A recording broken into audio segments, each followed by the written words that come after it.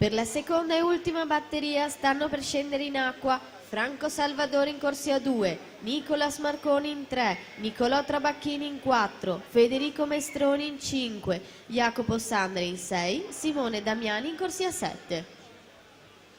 Intanto ci restavano ancora da comunicare i finalisti junior maschi del dorso: Marco Deano, Federico Baggio, Lorenzo Menegaldo, Mattia Scarpa, Leonardo Ricci, Thomas Vecchiato, Federico Pignaton, Vittorio Marchetti Rossi, ultimo tempo 1, 2 e 43.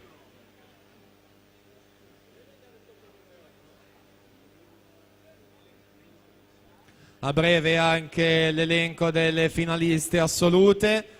Seguiamo prima l'arrivo di questa batteria 1 maschile con Nicola Gasparotto, Unione Nuoto Friuli in corsia numero 4, 59-17 su Paolo Fava 59-92.